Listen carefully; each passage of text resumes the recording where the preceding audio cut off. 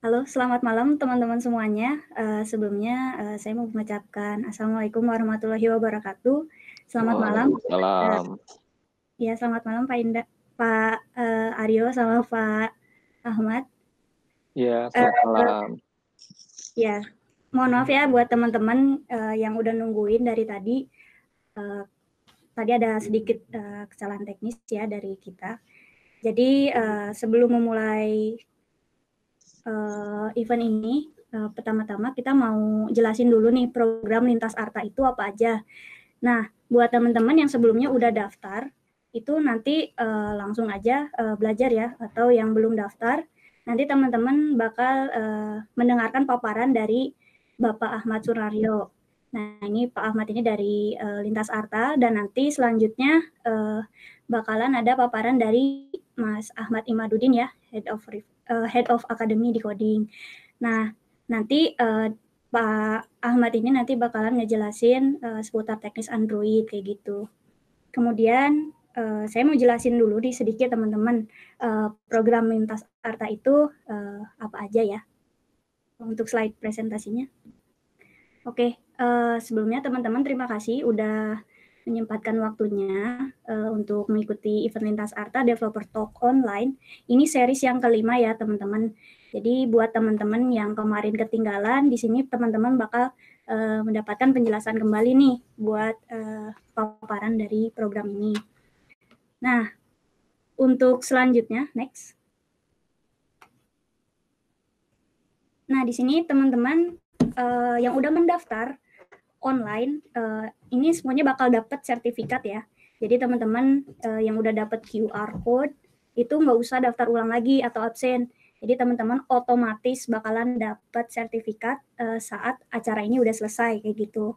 Terus untuk tautan slide, video rekaman, dan sertifikat event dapat dicek di halaman event Lintas Arta Developer Talk Online. Yang kelima ini, nanti untuk slide presentasi sama sertifikat dipantau aja terus di maksimal 7 hari kerja ya setelah event kayak gitu. Terus buat teman-teman yang ingin bertanya, gunakan chat yang ada di sebelah kanan YouTube kalian ya.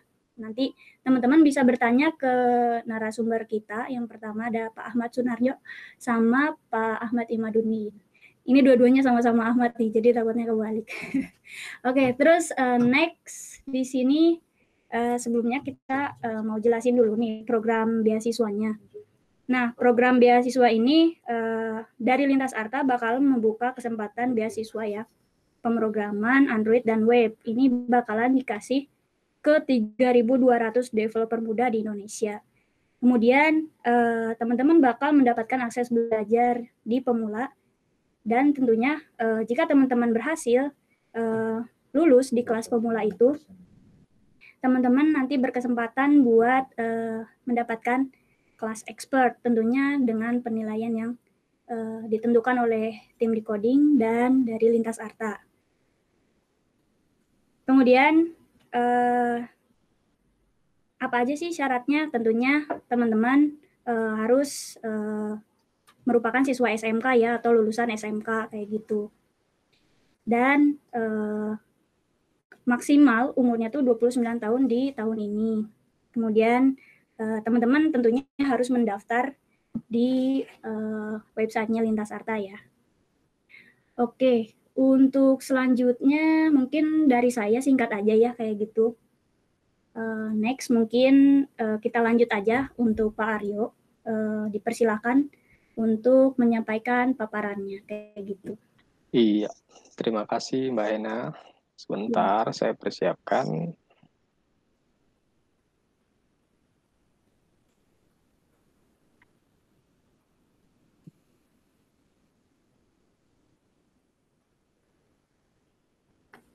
Ya, sudah full screen ya?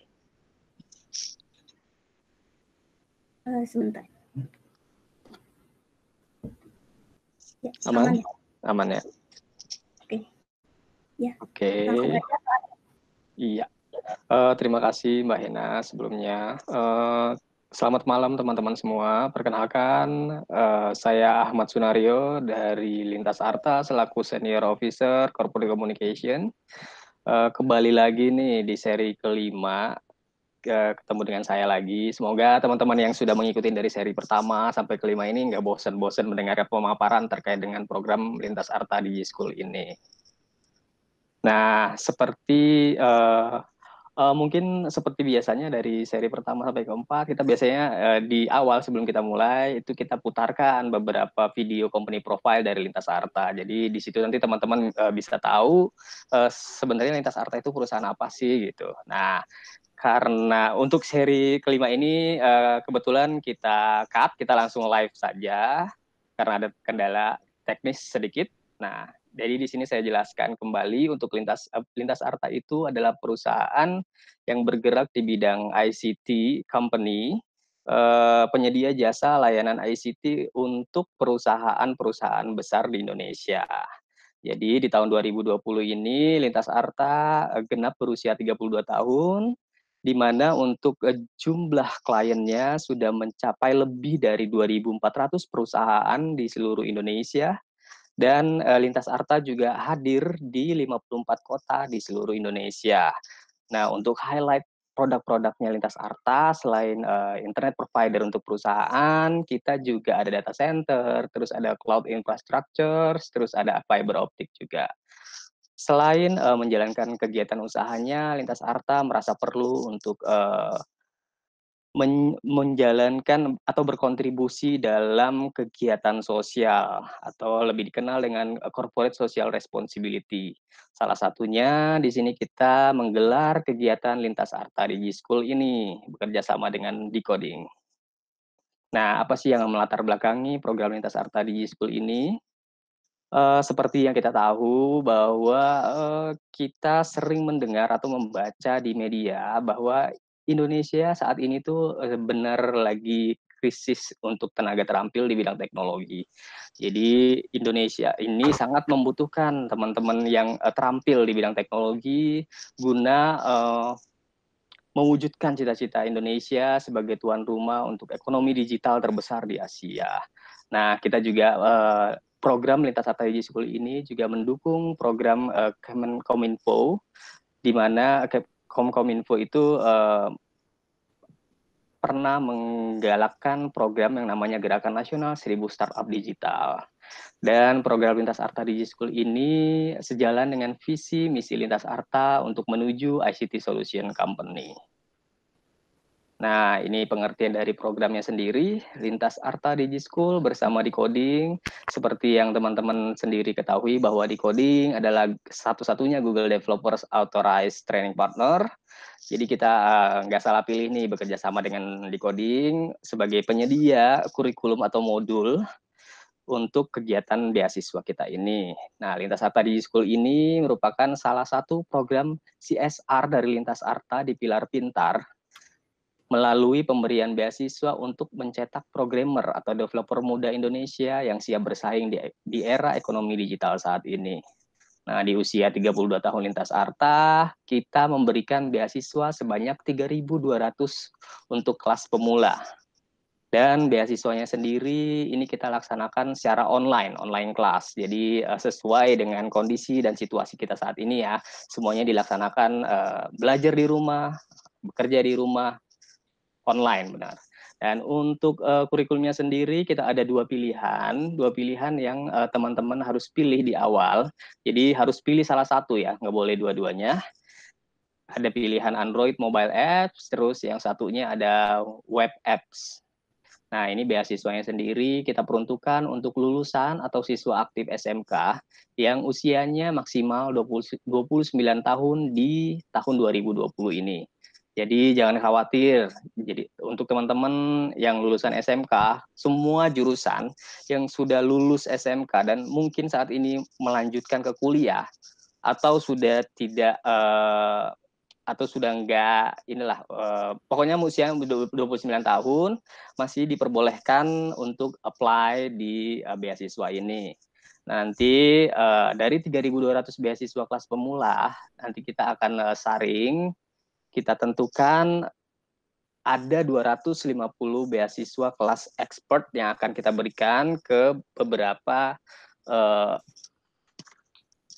ke beberapa teman-teman yang eligible menurut Decoding dan Lintas Arta. Dan untuk sosialisasinya sendiri, kita sudah melaksanakan 3 kali roadshow di 3 kota. Yang pertama kita sudah pernah launching di tanggal 24 Februari di Kota Bandung, kemudian roadshow yang kedua kita adakan di Medan dan Makassar. Kemudian kita rubah konsep sosialisasi kita dari roadshow menjadi developer talk online ini nantinya akan ada sebanyak 6 series. Nah, untuk hari ini adalah series yang kelima ya. Nah, mungkin teman-teman banyak yang bertanya, kenapa beasiswa ini diperuntukkan untuk SMK saja? Nah, kita sebenarnya berangkat dari tantangan atau permasalahan yang teman-teman media angkat, di mana lulusan SMK ini masih mendominasi pengangguran di Republik Indonesia. Dan berangkat dari hal ini, Lintas Arta merasa perlu untuk mensupport teman-teman SMK untuk seenggaknya punya skill untuk kedepannya bisa berkompetisi di dunia kerja atau menciptakan lapangan kerja malah gitu ya, melalui program beasiswa ini tentunya. Nah, ini untuk time frame kita seperti yang saya tadi jelaskan di awal. Senin 24 Februari kita laksanakan launching di Bandung, kemudian roadshow kedua di Medan dan Makassar.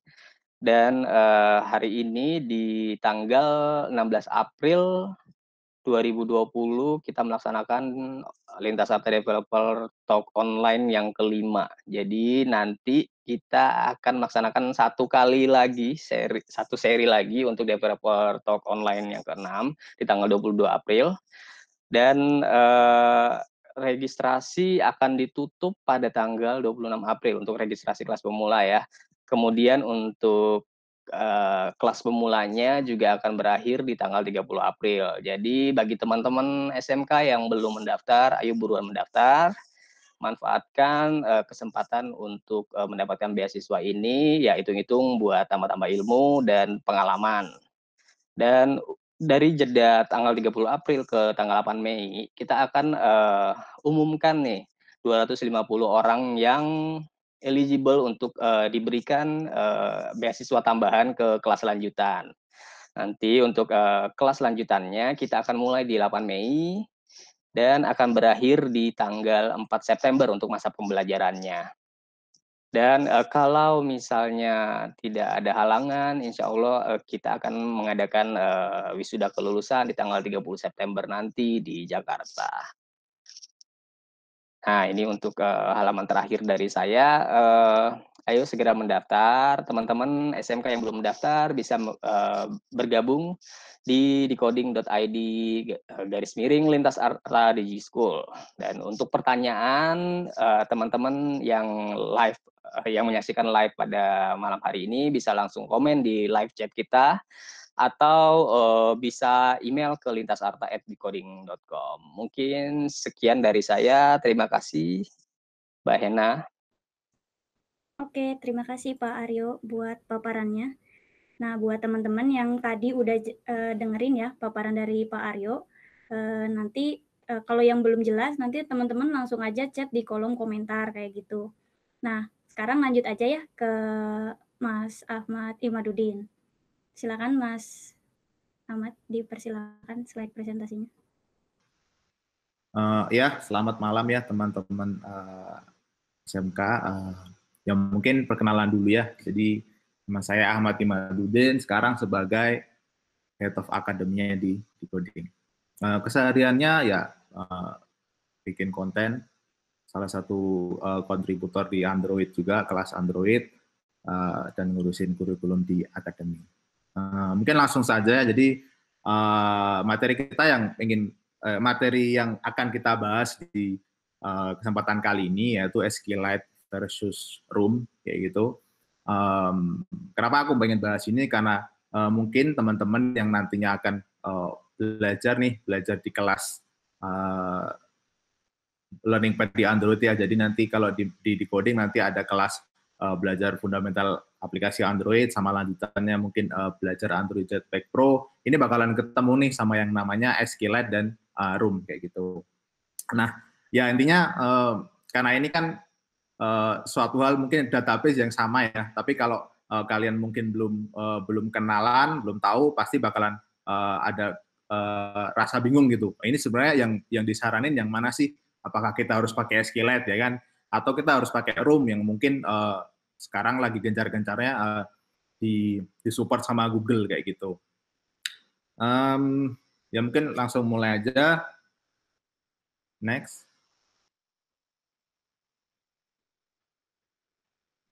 Oke. Nah mungkin udah pada, ya mungkin ada yang beberapa orang dari teman-teman yang udah familiar ya dengan beberapa opsi database yang ada di sini. SQLite mungkin yang udah pernah belajar di kelas BFA, belajar Android, aplikasi Android, atau mungkin udah pernah nyoba mungkin bikin aplikasi sendiri, pasti familiar dengan yang namanya SQLite kayak gitu. Dan ada opsi database lainnya seperti Room, Realm, Greendow, dan ORM Lite, dan masih banyak lagi opsi database lainnya seperti Firebase, mungkin MongoDB kayak gitu. Memang ya opsi database di Android memang banyak kayak gitu. Tapi nanti kita akan saya batasi, jadi saya akan hanya membahas beberapa opsi aja, karena kalau kita mau membahas semuanya pasti waktunya tidak akan cukup ya, karena ini setiap database memiliki benefit, advantage, kelebihan masing-masing dan kekurangannya juga masing-masing seperti itu. Next. Ya, jadi skupnya nanti saya limitasi ya, karena nanti yang akan saya bahas hanya di dalam client side saja, karena kalau sekarang kita bicara aplikasi pasti mayoritas sudah centralized ya, jadi kita udah manfaatin cloud, di mana ketika kita ingin, ya intinya sinkron ya antara mungkin user satu dengan user lainnya. Ketika user satu nih update status kayak gitu, ya user kedua dia bisa langsung dapatkan informasi. Nah itu kan proses itu melewati yang namanya cloud kayak gitu, jadi centralized database cloud.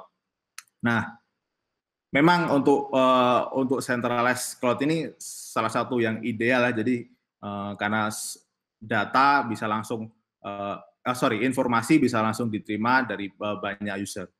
Nah tapi ada dua hal yang mungkin perlu kita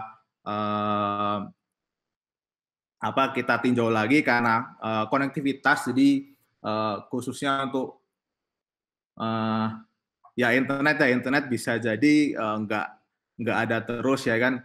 Bisa dibilang mungkin ya di kota-kota yang gede konektivitas itu lancar, tapi ketika kita mungkin di kota yang mungkin agak pelosok seperti itu, nah itu konektivitas pasti bakalan ada problem kayak gitu. Jadi kita memang nggak bisa memanfaatkan murni aplikasi ketika kirim data langsung otomatis ke cloud. Nah itu pasti ada problem ya, ketika ada problem di konektivitas pasti datanya tidak akan sampai kayak gitu. Dan karena kita bicara juga dengan konektivitas internet, kecepatan internet itu tiap provider atau mungkin tiap daerah beda-beda ya. Jadi bisa jadi kita lagi ngirim data nih, terus mungkin provider ini lama ya kan, dan provider yang lainnya mungkin bisa jadi lebih cepat kayak gitu. Dan ketika suatu aplikasi itu responnya lama, potensi untuk seorang user menguninstall aplikasi itu bisa dibilang tinggi ya. Jadi ketika kita misalnya ngeklik button satu nih, terus responnya misal karena speednya lama ya kan, jadinya mungkin 20 detik baru ada respon balik. Nah, pasti itu mengurangi user experience dari seorang user kayak gitu. Jadi dengan adanya local client side database ini, jadi ini berfungsi sebagai kita bilang buffer ya, atau mungkin temporary storage. Jadi sebelum kita ngirim data ke cloud ya kan, datanya itu disimpan di lokal dulu atau di klien dulu. Jadi datanya ditampung, kalau memang ada data, kalau memang ada koneksi ke internet dia baru diterusin kayak gitu. Dan kalau nggak ada koneksi ke internet, ya datanya ditampung terlebih dahulu. Nah, dengan menampung data di lokal seperti ini, maka experience dari user bisa sangat cepat ya, karena berarti ketika dia mungkin update status nih, di aplikasinya sudah kelihatan, oh statusnya udah tampil kayak gitu. Padahal bisa jadi itu datanya masih di lokal. Nah, datanya baru dikirimin ke mungkin ke user lainnya setelah ada proses sinkronisasi kayak gitu. Jadi dengan adanya intinya dengan adanya local client side database ini kita bisa meningkatkan performa dari meningkatkan performa dari aplikasi, yang ujung-ujungnya user experience-nya intinya bisa semakin tinggi lagi. Nah, next. Nah, kalau kita bicara database nih, jadi saat ini ada 2 macam storage option ya, yang bisa dibilang yang umum dipakai gitu. Jadi yang pertama ada relasional dan yang kedua adalah NoSQL. Nah, untuk yang relasional mungkin yang teman-teman yang udah pernah belajar database, besar kemungkinan kalian diajari tentang database yang relasional. Jadi ada tabel ya kan, ada kolom, ada row-nya, habis itu ada primary key, ada foreign key, kemudian di joinin ya kan, direlationin, kemudian ada query-nya, CRUD, ada create, read, update sama delete. Nah ini database yang khusus untuk yang datanya itu untuk relasional seperti itu. Nah kemudian ada NoSQL ada banyak macamnya, jadi ada dokumen, kolom, key value, dan graph base. Nah, seperti apa mungkin ilustrasinya ya? Next. Nah, jadi ya jadi bisa dilihat ya ini mungkin ilustrasi dari perbedaan antara relasional dan NoSQL. Jadi yang atas adalah SQL database, ya bisa dilihat relasional itu terdiri dari kolom, ya kan? Kolom ada barisnya, di dalamnya mungkin ada primary key-nya, kalau mungkin udah dijoinin sama tabel lainnya, ya ada relasinya seperti itu. Dan ini analytical OLAP-nya biasanya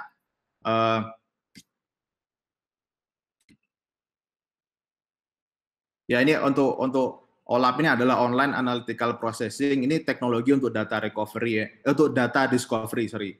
Jadi dia manfaatin banyak database, dia query, kemudian dapat insight dari banyak data. Nah, untuk yang NoSQL ya bisa dilihat ilustrasinya seperti itu.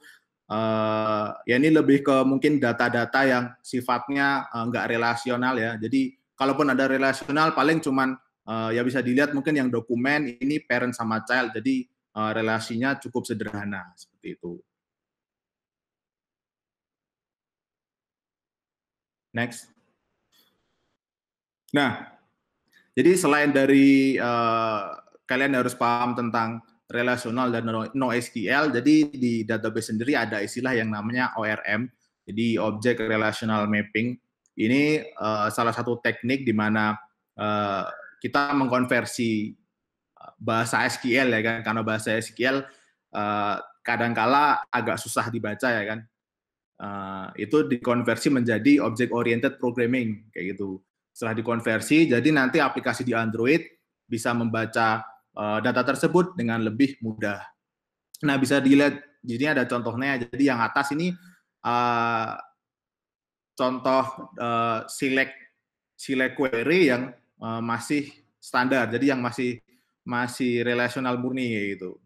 Jadi ini di sini bisa dilihat ada select-nya, kemudian hasilnya ditangkap di result, dan result ini adalah kursor ya, kursor. Jadi ini bukan objek POJO, jadi ini ada ya kalau kursor nanti ketika mau lanjut ke indeks selanjutnya harus di next kayak gitu. Jadi memang pemakaian kursor agak ribet. Nah dibandingin sama yang bawah, jadi yang bawah cuman ada repository get person 10. Berarti ini nandakan ingin mengambil data dengan ID 10 kayak gitu. Jadi bisa dilihat dengan adanya ORM proses query yang tadinya itu kelihatannya mungkin rumit atau panjang kayak gitu bisa disimplifikasi. Next. Nah, Nah, ini masuk ke pembahasan ya. Jadi kita akan bahas tentang SQLite dan Room yang mungkin sekarang lazim atau mungkin banyak orang yang udah pakai itu di dalam Android. Next. Nah, untuk SQLite sendiri, jadi ini native API ya. Jadi kita nggak perlu install apapun. Setelah kita pakai Android, itu udah ada bawaannya SQLite. Kita bisa langsung pakai kayak gitu. Ya relational database, jadi memang di sini kita bisa bikin database yang banyak tabel dan bisa saling berelasi kayak gitu. Fast, ini bisa dibilang SQLite termasuk yang cepat ya, karena dia sifatnya low level, jadi paling dekat sama disk. Jadi ketika dia ada proses, dia langsung cepat kayak gitu. Jadi nggak ada layer di atasnya. Nah, ini juga sudah ada sejak version awal Android ya. Jadi ini bisa dibilang udah terbukti ya, SQLite ini sampai sekarang masih ada dan belum di-deprecate juga. Meskipun ada alternatif lainnya, tapi SQLite merupakan salah satu database yang tahan banting kayak gitu. Jadi kalaupun memang ini udah lama kayak gitu, tapi kalau teman-teman pakai itu juga nggak masalah. Gitu. Nah, nanti akan saya coba terangin kenapa sih SQLite juga masih bisa dipakai ya kan, meskipun sekarang udah banyak alternatif yang mungkin lebih simple atau mungkin lebih kuat dari sisi performance kayak gitu. Next. Nah, kemudian ada Room, ini bisa dibilang cukup baru ya. Jadi Room ini support by Google, rilisnya kalau nggak salah di 2017. Ini ORM, jadi dia ada di atasnya SQLite kayak gitu. Jadi kalau Room kita bedah nih, nah di dalamnya dia ada SQLite. Jadi Room ini SQLite yang ditambahin layer di atasnya, layer ORM. Jadi dia bisa dari sisi penggunaan bisa lebih mudah, ya kan? Dan tetapi dari sisi kecepatan cepat juga karena dia masih memanfaatin SQLite yang masih low level kayak gitu. Nah ini dan Room ini juga part of Android arsitektur komponen. Mungkin teman-teman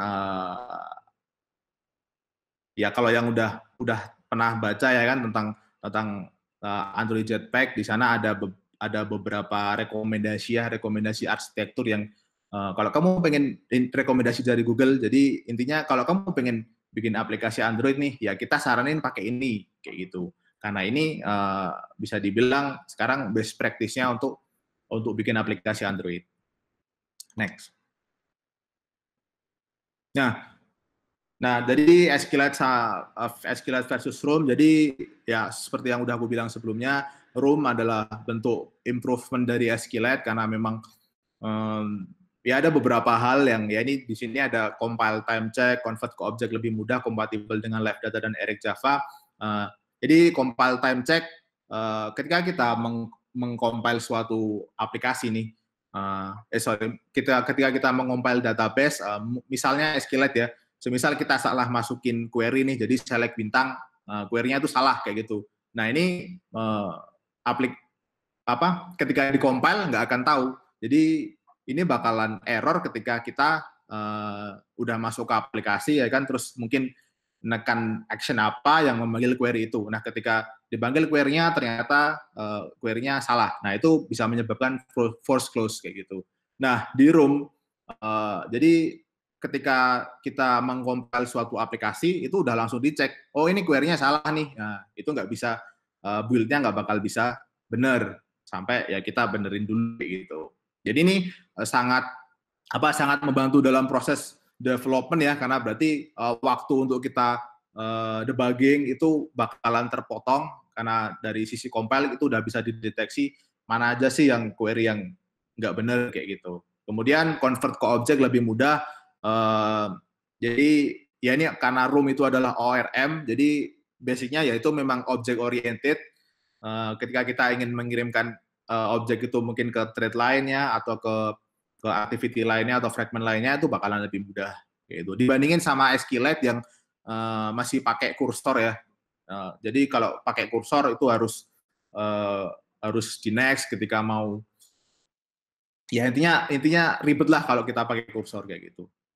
Dan yang terakhir, kompatibel dengan live data dan Direct Java. Ini mungkin nggak akan saya bahas secara detail di sini ya, karena ini lebih mengarah ke Android arsitektur. Tapi jadi live data sendiri ini part of bagian dari Android arsitektur komponen di mana data itu bisa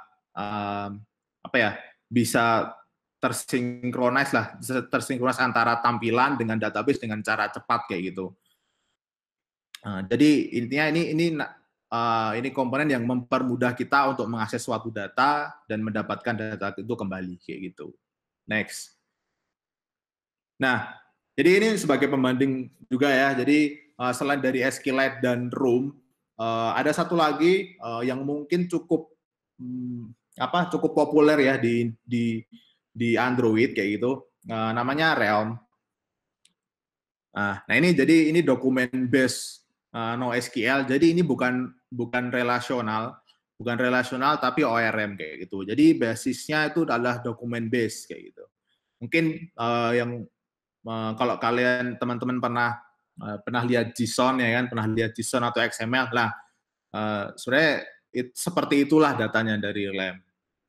Ini juga cepat juga database-nya dan synchronization automatically. Nah, ini jadi untuk Realm sendiri ini ada fitur di mana dia bisa synchronize dengan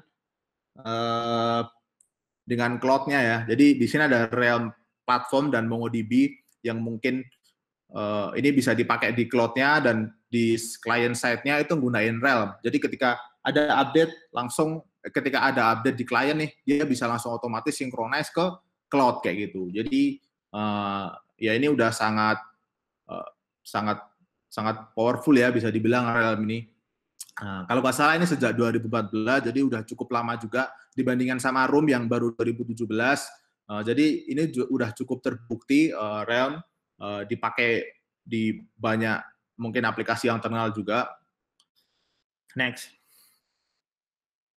Ya, nanti kita akan membahas tentang usability dari ketiga database itu. Jadi ya kita nanti bakalan lihat kayaknya dari ketiga database ini yang paling enak dipakai yang mana sih, yang paling cocok sama mungkin proyek yang sedang kalian bikin ya kan, atau mungkin kalian sedang lagi tertarik dengan NoSQL atau tertarik dengan relasional, ya itu nanti bisa memilih kayak gitu. Tapi ya balik lagi, karena saya cuma nyampein 3 database ini, jadi mungkin ya ini buat gambarannya aja ya. Nanti kalau memang teman-teman tertarik dengan database di luar ini ya silahkan dioprek sendiri kayak gitu. Next. Nah, jadi untuk dari sisi dependencies-nya, SQLite ya seperti yang saya bilang tadi, ini memang nggak ada dependencies-nya, jadi ini udah native dari API-nya Android, jadi bisa langsung dipakai. Kemudian untuk Room tinggal manggil dari implementation Android X Room dari Gradle-nya. Jadi ketika kita nambahin library Room, APK kita bakalan menambah sekitar 50 kilobyte kayak gitu. Nah, kemudian Realm, nah bandingannya sama Room, jadi Realm ukurannya lebih gede ya, jadi antara 3 sampai 4 MB kayak gitu. Ya memang kelihatannya nggak begitu jauh ya, karena 3 MB ini mungkin bagi teman-teman yang HP-nya udah cukup canggih ya nggak seberapa kayak gitu. Tapi kan balik lagi, ini kan dari sisi optimization ya. Jadi kalau misalnya memang di pelosok yang download 1 mega aja kewalahan kayak gitu, ya ini bakalan sangat berpengaruh kayak gitu. Every byte penting kayak gitu. Next. Nah, ya kita bakalan bandingin dari sisi CRUD-nya, jadi nanti akan kita bahas tentang dari create-nya, kemudian dari select-nya, dari insert-nya, kayak gitu. Nah, jadi ini perbandingan antara SQLite dengan Room ya.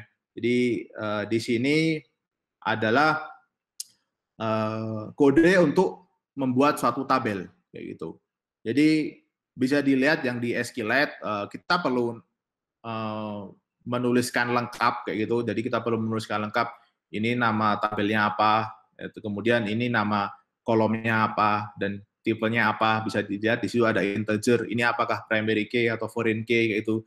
Jadi kalau yang dari sisi SQLite memang ya karena memang masih karena memang ini database yang lama ya penulisannya memang masih seperti itu gitu. Dan dibandingin sama room yang udah ORM, bisa dilihat ini lebih simpel ya, jauh ya. Meskipun ya dari sisi baris mungkin sama ya sih, 4 baris kayak gitu. Tapi kalau dari sisi ya intinya di mata lebih enak dipandang lah yang room kayak gitu. Jadi kita bisa langsung tahu, oh ternyata ada first name sama last name di kolom user kayak gitu. Di tabel user, sorry. Tapi kalau kalau teman-teman lihat yang di atas, ini apa sih kayak gitu. Kita harus lihat dulu, oh ini jenisnya ini kayak gini. Jadi perlu waktu untuk memahami yang di atas. Next. Nah, kemudian ini bandingannya juga, jadi dari room sama realm ya. Karena mungkin aku karena dari SQLite udah dibandingin sama room ya udah jauh. Jadi kita lihat yang dari realm dengan room. Ini nggak beda jauh ya kalau bisa dibilang. Jadi mirip-mirip lah kayak gitu. Jadi dari realm sendiri juga ya enak lah dipandang kayak gitu. Jadi nggak kayak SQLite. Next. Nah, kemudian dari sisi select atau read kayak itu. Jadi ini perbandingan antara SQLite dengan room. Yang di kiri bisa dilihat ini adalah query untuk mendapatkan data di SQLite kayak gitu. Jadi memang cukup panjang kayak gitu. Ini cuman ya oke. Jadi dan yang di kanan ini adalah contoh query di room. Jadi mungkin yang memperhatikan sebenarnya yang di kiri itu adalah cuman satu metode. Jadi ini cuman metode untuk menyelek sekali kayak gitu. Tapi bisa dibandingkan yang kanan. Yang kanan ini udah kumpulan dari beberapa metode. Jadi di sini udah ada selectnya selectnya bahkan udah ada 3 di sini, dan ada insertnya juga, ada delete-nya juga yang dibungkus dalam satu interface DAO. Ya bisa dibandingkan ya. Jadi untuk ngoding di SQLite memang bakalan bakalan banyak yang harus kita tulisin ya itu dibandingkan dengan yang ngoding di room. Ini bisa dibilang sangat drastis ya, yang dimana yang kiri ada 1, 2, 3, 4, 5, 6, 7 baris lebih, bahkan itu hanya untuk satu metode. Yang kanan 10 baris mungkin bisa 5 metode kayak gitu. Next. Nah, dibandingkan juga dengan yang realm ya. Jadi ini room sama realm. Ya mungkin yang room udah, yang realm. Nah, bisa dilihat ini yang realm adalah metode untuk mengambil data student gitu. Nah, karena memang di realm ini kan NoSQL ya. Jadi dia nggak tahu query kayak gitu. Jadi NoSQL ya manfaat. Oke, kayaknya Mas Emet keputus ya.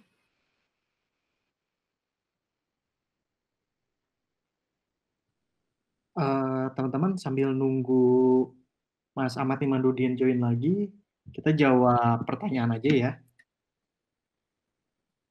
Ya, boleh. Oke, boleh.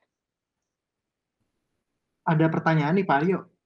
Apakah selesai wisuda kita bisa bekerja di Lintas Arta atau di Unicorn kemauan kita?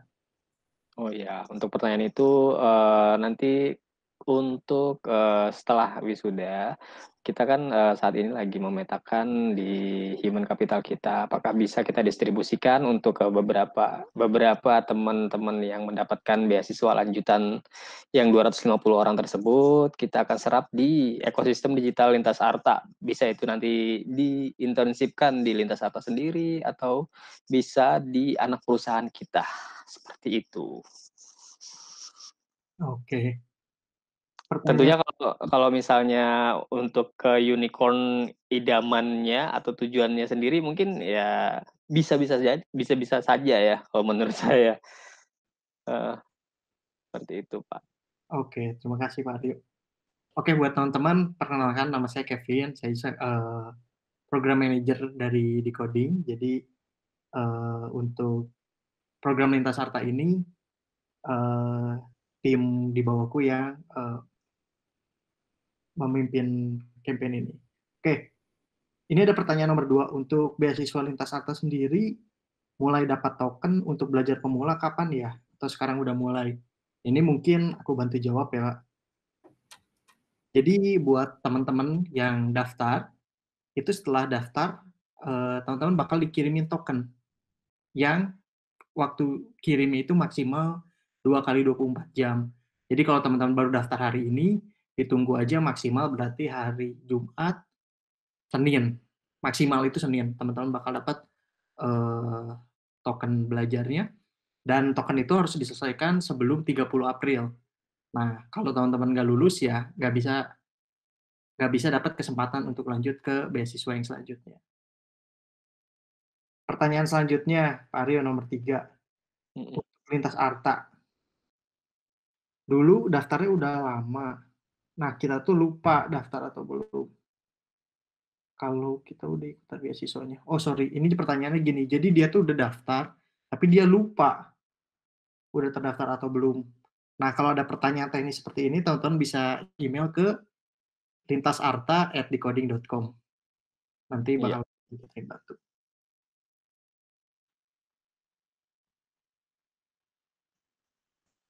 Oke teman-teman, karena tadi koneksinya sempat keputus, ini Mas Emetnya jadi pindah ruangan ya. Bisa dilanjut lagi Mas Kevin? Oke. Oh ya, pindah di sebelah Mbak Hena berarti sekarang. Oke, kita sesi tanya jawabnya di dulu nanti. Kita lanjut nanti. Kita pending. Nah, buat teman-teman. Ya, maaf ya teman-teman, koneksinya ada problem. Jadi kita live sebenarnya di kantor teman-teman, cuman karena harus menerapkan physical distancing, jadi kita nggak boleh nyampe ke ruangan. Bisa ruangan. Karena teman-teman aturan itu kita langgar biar Emet satu ruangan sama Hena. Oke, kita lanjut presentasinya ya. Oke. PPT-nya, Kev. Oke. Dilanjut lagi Mas Emet. Tuh juga. Ke sini aja. Sini. Itu. Nah, itu. Oke. Oke. Bentar, saya loading dulu. Oke, ini jadi sampai ke insert ya. Oh, next ini tadi saya minta belum sempat ya. Oke, ya, aku skip ya. Jadi aku skip dari sisi update dan delete karena untuk update sama delete itu nggak beda jauh sama query select, sama query insert kayak gitu. Jadi langsung ke contoh dari relation. Nah ini kita lihat dari yang sisi SQLite, belum. Nah ini yang SQLite terlebih dahulu. Ya bisa dilihat ya. Jadi untuk menentukan suatu tabel itu bisa berelasi dengan yang lainnya ya kita perlu menambahin foreign key ya kan, kita perlu ya spesifik langsung ditulis kayak gitu, ini foreign key kayak gitu, referensinya mana kayak gitu. Ya kita coba bandingin sama yang lanjutannya, coba di next.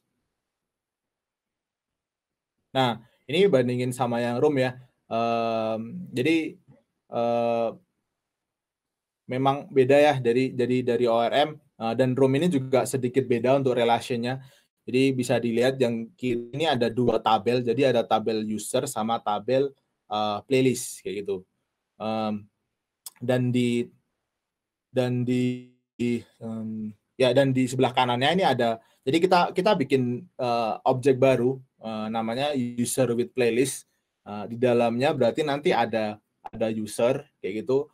User yang berelasi dengan playlist kayak gitu. Jadi ketika nanti kita select bintang from user nih, nah kita bisa langsung dapat objek user yang berelasi dengan playlist seperti itu. Memang sebenarnya kalau di room sendiri kita bisa pakai query join ya.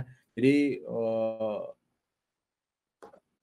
ya misal ada tabel ini join ke tabel itu where kayak itu. Jadi kita bisa nulis raw query-nya tuh bisa juga nulis seperti itu. Tapi ya ini cara yang mungkin bisa dibilang lebih enak dipandang lah kayak gitu, lebih enak dipandang dan lebih rapi ya, lebih rapi dari sisi kode lebih sedikit kayak gitu, dan ujung-ujungnya juga kita mendapatkan data yang sama. Kemudian next. Nah, ini sedikit beda ya kalau dari sisi dari sisi Realm, karena ini memang NoSQL, jadi ini kalau bisa dibilang relasi juga enggak, tapi dari Realm sendiri ada relasi, tapi kayaknya juga mungkin nggak direkomendasiin kayak gitu. Jadi yang direkomendasiin yang ini nih. Jadi ketika ada objek kontak nih, dia pengen punya data email kayak gitu. Nah, dia jadi di dalam kontak harus punya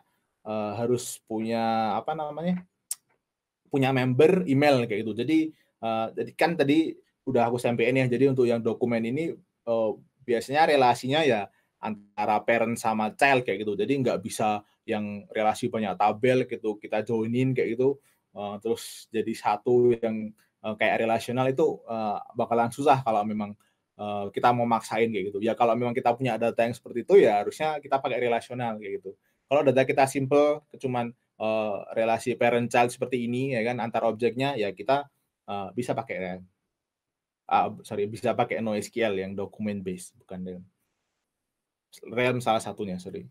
Next.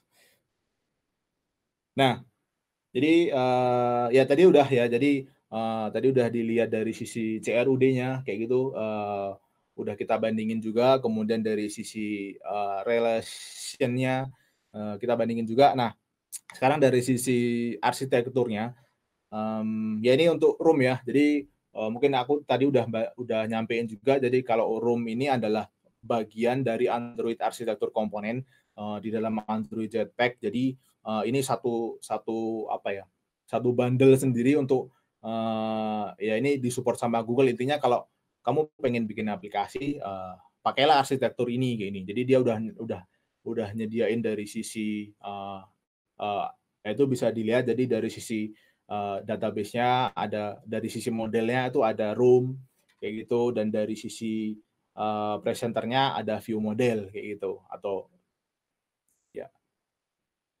live dan view model dan live data di dalamnya kayak gitu. Aku nggak bakal membahas ini secara lebih detail ya, tapi intinya kalau kita pakai room nih untuk mengimplementasikan arsitektur MVVM di dalam suatu Android itu bakalan sangat mudah kayak gitu, karena karena antar komponennya itu udah support satu sama lainnya di dalam Android arsitektur komponen ini.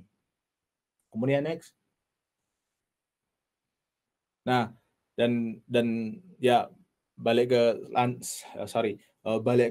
Realm ya, karena Realm ini memang nggak disupport sama Google, jadi mereka mungkin ada beberapa bisa dibilang problem lah kalau misalnya kita mau ngimplementasiin MVVM gitu. Jadi pertama karena di Realm objeknya itu harus mengextend Realm object. Nah, ini beda sama Room ya. Kalau Room tinggal dia objek biasa itu bisa dibikin suatu mungkin tabel. Nah, kalau di Realm ini dia harus mengextend dari Realm object. Nah, kalau kita harus mengextend Realm object, dan berarti objek ini ketika kita ingin pakai di activity atau mau pakai di mana, kita harus bentuknya harus Realm object kayak gitu. Jadi semisal nanti ada perubahan dari sisi objeknya, pasti bakalan kena limitasi di Realm objeknya. Kemudian Realm juga hanya bisa diakses dari thread yang memiliki Realm instance.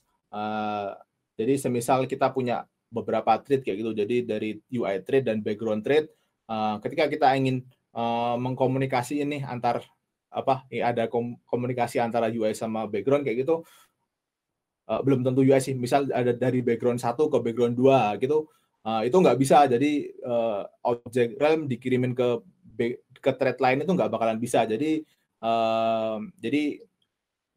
ya solusinya sih jadi yang dikirimin itu ID-nya kayak gitu. Jadi ID objek ini dikirimin ke thread yang lain kayak gitu. Nah, di thread lainnya dia ngambil lagi datanya dari Realm instance kayak gitu. Jadi kalau memang yang belum istilahnya belum mahir bener untuk dalam hal multi-thread ini, apalagi untuk yang ngirim objek seperti itu, ada potensi dia terjebak lah kayak gitu.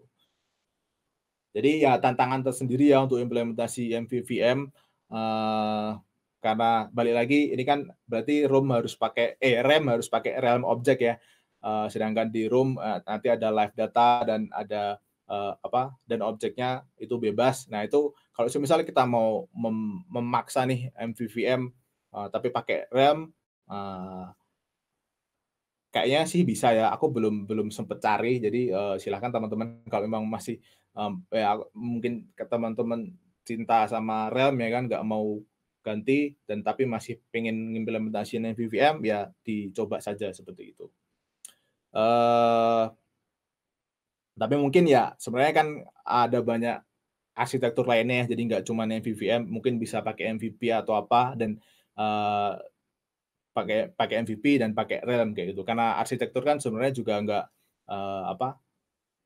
ya MVVM mungkin yang direkomendasiin dari Google ya, tapi kalau kita pakai MVP dan aplikasinya jalan ya nggak masalah kayak gitu. Jadi arsitektur sih ya itu cuman beda pendapat aja kayak gitu. Dan tapi yang menarik dari sisi Realm ini adalah cross platform ya. Jadi kalau kalian mungkin ya cross platform di sini ini bisa diimplementasiin di iOS juga.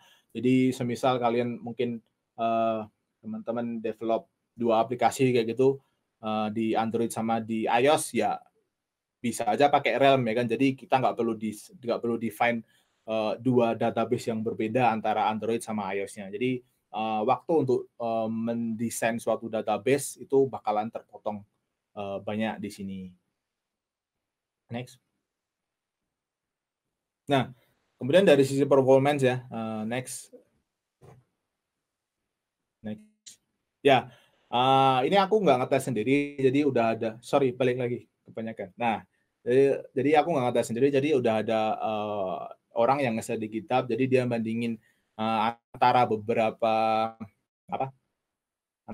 database kayak gitu yang di Android. Jadi ada test case-nya, ada 3 jenis query yang dia coba, jadi simple, kompleks, sama balance. Ya simple dia masukin 1000 buku kayak gitu, yang kompleks ada 2.500 buku sama 2.000 orang, dan yang balance yaitu ada 2.500 buku sama 2.000. Next. Nah, jadi ini yang dia dapat ya. Jadi bisa dilihat sebenarnya SQLite yang kanan sendiri, sebelahnya adalah ROM, dan di tengah itu ada Realm. Jadi karena kita lagi membahas 3 itu ya fokus ke 3 itu dulu kayak gitu. Ya bisa dilihat. Jadi ini dari sisi performa ya semakin rendah berarti itu semakin cepat seperti itu. Memang di sebelah kiri itu ada beberapa database yang bisa dibilang cepat ya. Jadi ada kayak ORM Lite, Sugar ORM, DBflow kayak gitu. Tapi kalau ya aku belum pernah nyoba juga, tapi udah pernah baca kalau dari database yang ORM yang beberapa yang disebutin di sini ini ada ketika kita bikin istilahnya query-nya atau desain skemanya itu nggak segampang Realm kayak gitu. Jadi memang dari sisi performa bisa dibilang lebih cepat kayak gitu, tapi dari sisi usability, dari sisi kemudahan dia dipakai di Android itu masih dipertanyakan seperti itu. Nah ini contoh yang simple ya. Kemudian yang next, yang next. Nah ini yang kompleks, bisa dilihat juga SQLite dan ROM memang masih cepat ya. RAM memang ketika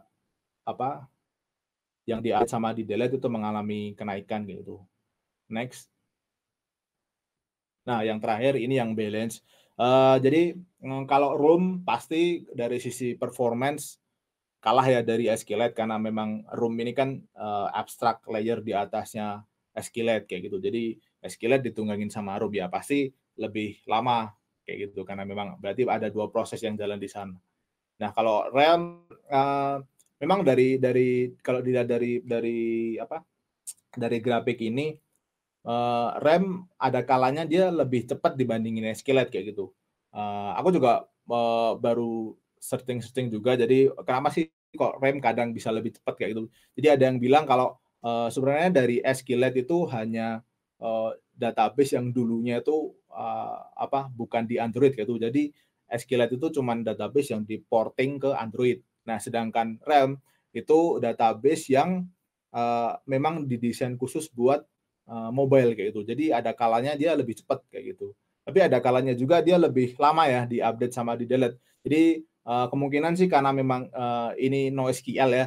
Jadi NoSQL ketika mungkin di-delete atau di-update dia ada dependensi ke pair-nya atau ke child-nya, jadi malah memakan waktu lama seperti itu. Next. Ya, jadi usability udah, kemudian apa tadi? Sorry, performance sudah ya. Ini mungkin ada beberapa tambahan yang mungkin yang teman-teman bisa dapatlah informasinya. Next. Ya, encryption ya. Jadi dan ROM dan RAM itu udah support dengan encryption. Sedangkan di SQLite dari bawaannya itu nggak ada, tapi ada alternatif lainnya. Ada beberapa library yang bisa dipakai dan dia bisa mengenkripsi data di SQLite. Nah, kenapa sih encryption itu penting kayak gitu? Karena ketika kita menyimpan suatu data di meskipun itu di lokal kayak gitu, kalau kita bisa mengenkripsi data itu, ya kalau semisal nanti ada virus atau apa yang mungkin lagi dia nyari-nyari data dari aplikasi lain, nah itu nggak bisa membaca kayak gitu. Jadi dari sisi security, kalau database yang bisa mengenkripsi pasti lebih aman kayak gitu. Apalagi kalau semisal kalian menyimpan data mungkin nomor HP ya kan, ada aplikasi yang kalian nyimpan nomor HP di aplikasi itu, tapi nggak dienkripsi nih. Kemudian ada aplikasi lain yang bisa ngambil datanya itu. Nah, kalian bisa aja langsung ditelepon atau mungkin di phishing ya kan, itu kita nggak tahu ya. Jadi dari sisi enkripsi mungkin simple ya, dari data yang di encode jadi data yang nggak bisa dibaca itu efeknya bisa gede gitu. Next.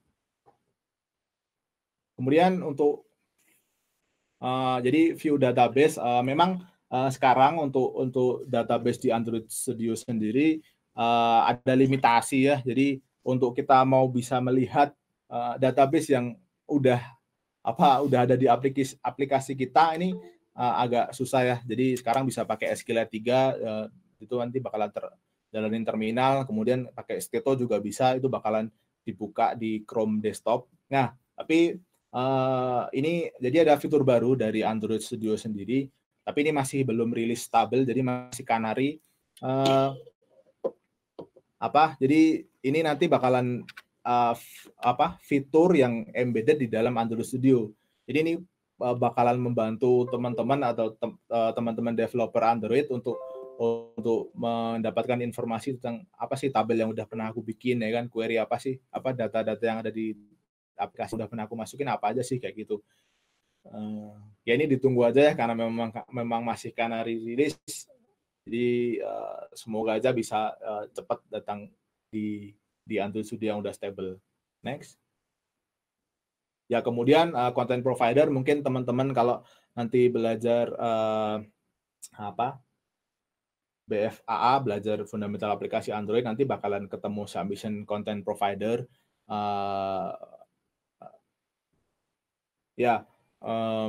Jadi untuk content provider ini fungsinya untuk sharing data antara aplikasi ya. Jadi kalau kita pakai SQLite ya karena default return-nya itu adalah kursor, pasti nggak ada masalah kayak gitu. Dan ketika kita pakai ROM itu juga nggak ada masalah. Problemnya ketika kita mau pakai RAM. Jadi ketika kita mau pakai RAM itu harus di-convert dulu ke matrik kursor kayak gitu. Ya ini untuk informasi aja ya. Sebenarnya kalau kodenya sih kalian bisa searching sendiri kayak gitu, searching di entah di Stack Overflow atau di mana, pasti ada yang udah bikin kodenya kayak gitu. Next. Oke. Ya ini jadi summary-nya aja ya, summary dari beberapa hal yang mungkin tadi aku sampaikan. Jadi untuk data yang berbentuk dokumen, graph atau key value itu disarankan menggunakan NoSQL. Ya dokumen itu seperti apa ya? Mungkin data yang sifatnya JSON ya kan, JSON atau XML. Kalau memang kebutuhan dari aplikasi kita cukup seperti itu, ya bisa pakai NoSQL. Kemudian untuk data relasi, ya kalau memang kita develop aplikasi yang cukup kompleks ya kan, mungkin aplikasi accounting atau aplikasi apa, ya disaranin pakai relational SQL kayak gitu. Kemudian dan kalau kita mau develop pakai pattern-nya Google nih, pakai Android Architecture Component, MVVM, itu pasti disaranin pakai Room. Karena balik lagi, kalau kita mau maksain pakai Realm, ya pasti bakalan itu tadi ada beberapa problem yang malah memakan waktu teman-teman untuk develop kayak gitu. Dan untuk cross platform, jadi ya yang disaranin kalau memang kalian pengen develop yang cross platform ya bisa pakai Realm ya, karena ini bakalan memakan waktu untuk develop. Tentunya tidak dengan pakai Android Architecture komponennya, mungkin bisa pakai MVP atau MVI kayak gitu. Kemudian SQLite, ya SQLite memang ya seperti yang udah aku sampaikan tadi aja, dari SQLite memang agak susah dibaca ya kan, tapi memang masih cepat gitu. Jadi SQLite sih bisa aja dipakai mungkin kalian pas bikin aplikasi yang simple kayak gitu. Misal teman kalian bikin skripsi, nah itu bisa dipakai SQLite aja kayak gitu. Jadi nggak usah pakai Room, karena bakalan ya develop pakai Room dengan develop pakai SQLite pasti bakalan, kalau aplikasinya kecil nih pasti bakalan cepat pakai SQLite seperti itu. Ya, next. Ya ini beberapa referensi, terus next. Oke, udah selesai. Oke, terima kasih Mas Emet. Panggilan sapaannya ya. Oke, kita langsung aja ke tanya jawab sesi QA. Untuk yang pertanyaan keempat ya. Ini ada yang bertanya apakah database SQLite atau Room bisa disimpan atau di backup dalam server atau cloud? Gimana nih Mas Emet? Sorry. Oh, pertanyaannya nomor apa? Ya, jadi apakah database SQLite atau Room bisa disimpan atau di backup dalam server atau cloud?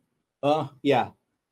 Tadi kan aku udah bilang ya, jadi untuk Room dan SQLite ini sebenarnya untuk lokal kayak gitu. Jadi kalau kita mau nyimpen data di cloud ya bisa aja, jadi kita pakai ya kita kirim datanya kayak gitu, tapi nanti di database di cloud-nya pasti bakalan beda juga, dia punya database tersendiri kayak gitu. Intinya ya dari data Room ini kita kirimin, nanti di cloud bakalan diparsing lagi untuk dimasukin di format database-nya cloud kayak gitu. Oke. Beda lagi sama yang Realm ya. Kalau Realm dia bisa synchronize karena ada Realm platform sama MongoDB yang di cloud. Jadi dia bisa langsung misal nyimpen di sini nih bisa langsung otomatis synchronize ke cloud kayak gitu. Ya memang ada plus minusnya, tapi ya silahkan dipilih sendirilah, tergantung dari kebutuhan yang kalian seperti apa. Oke, berarti dari kebutuhannya ya. Kemudian next, ini pertanyaan selanjutnya, Room itu kan berdiri di atas SQLite. Nah, itu gimana sih mekanismenya bisa Room terhubung ke SQLite? Kalau mekanismenya aku juga nggak tahu ya sebenarnya, karena ini kan library ya.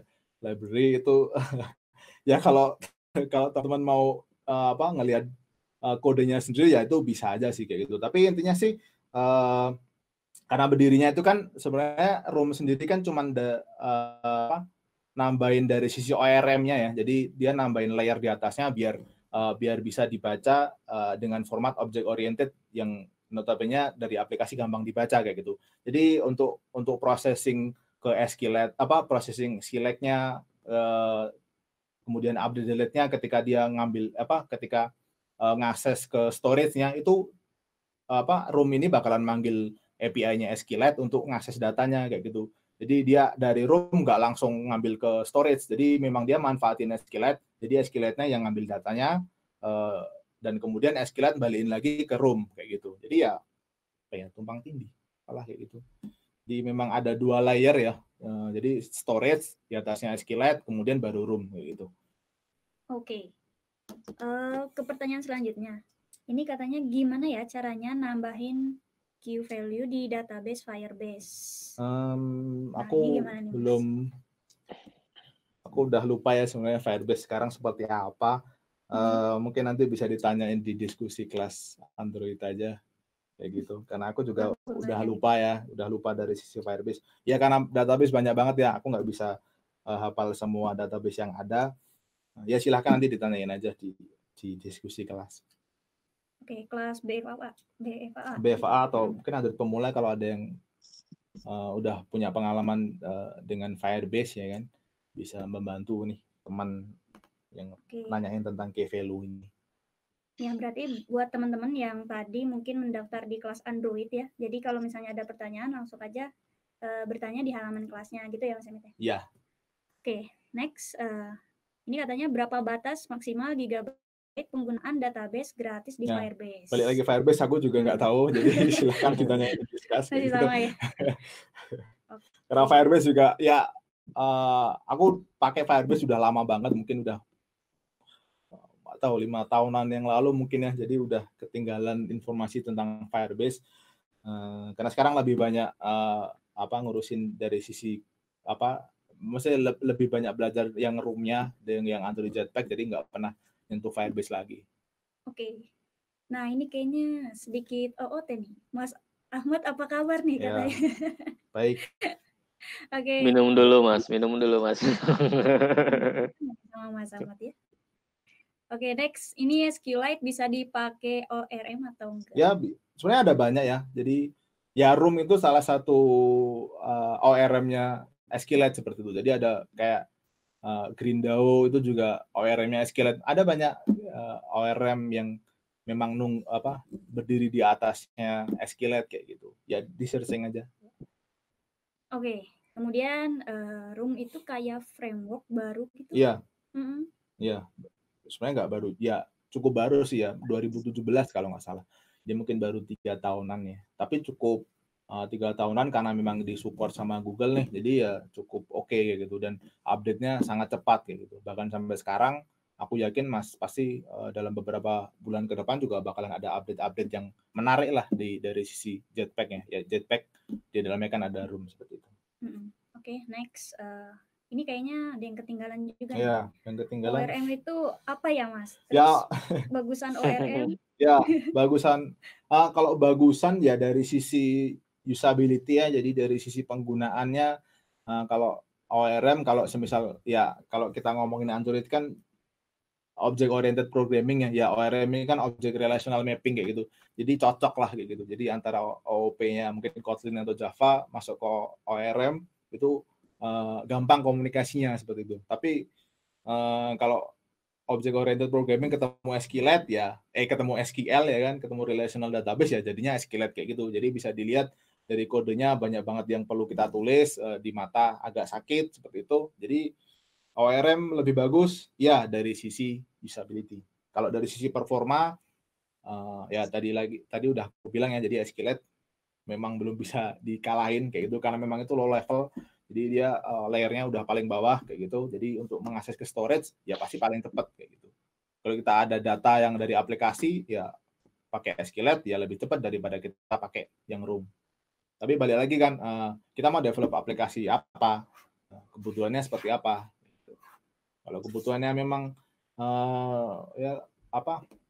ya banyak orang ya, ketika banyak kontributor, banyak developer yang mungkin ngoding ya harus pakai database yang ya arsitektur atau database yang enak dipakai ya kan, enak dilihat seperti itu. Jadi ya performa mungkin bisalah kita singkirkan sedikit kayak gitu. Toh ujung-ujungnya kalau kita pakai Room juga di bawahnya pakai SQLite.